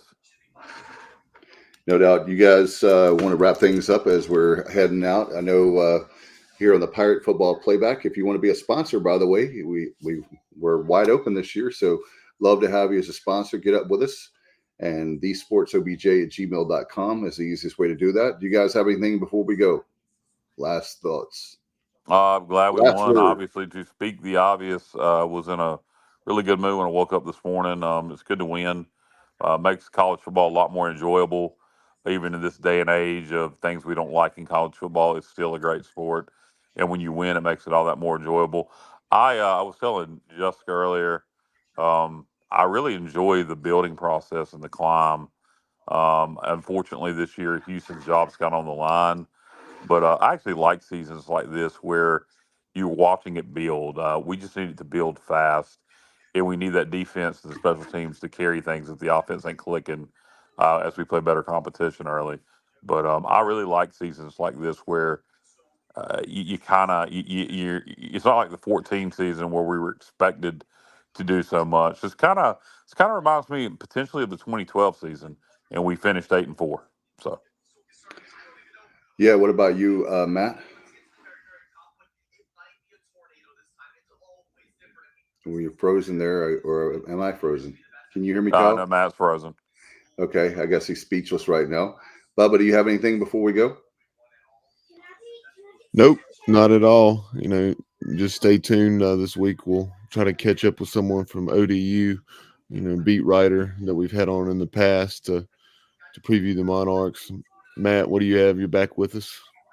Yeah, I don't know what happened there. Just final thought. I really like the talent on this ECU team. I think when you look at the skill positions, when you look at wide receivers, when you look at running backs, tight ends, quarterbacks, I think we have really good talent on this team. Same thing defensively. The linebackers can run. The corners can run. We have safeties that can run. I think talent-wise, this is our best team in many years. I really believe that. Saw some things yesterday that I really liked. Now the question is, can we build it fast enough to where we start beating good, solid teams like an ODU or an App State? I think that's the question. But really like what I see talent-wise. I hope it all comes together this week. I agree with everything you guys said. And before we go, I just wanted to give a shout out. Our thoughts and prayers are with the Fields family. Melissa Fields and Eddie Fields are dear friends of mine, and they have a thing called Vinyl Night in Edenton. You guys off the air have heard, and I know that I'm drawing a blank, but it'll come to me in just a second. But anyway, I just want to give them. Melissa had a tragic accident that happened last Saturday. She passed away today, this afternoon. So it's a really big loss to northeastern North Carolina. And so anyway, say some prayers, be some thoughts, because the husband Eddie is kind of like a really true love story, and they were like best friends. So anyway, I just want to give them a shout out and be thinking about them. Yeah, I've heard you talk about them many times, Dave, and I know you enjoyed going to their vinyl nights up in Edenton. So thoughts and prayers to Eddie and to the rest of her family. On that's we all three of us are married, and can't imagine losing my wife, and I'm sure Matt and Bubba can't either. And so thoughts and prayers. No doubt. All right. Until next time, and we'll let you know about our preview coming up this week for Kyle, Bubba, and Matt. Hey, great win. Pirates win 42-3. Will they go on the road, be the road warriors like Kyle says? For our great defense, we'll find out. And you've been listening and watching the Pirate Football Playback right here on the Sports Objective. Good night, everybody. And as always, go Pirates.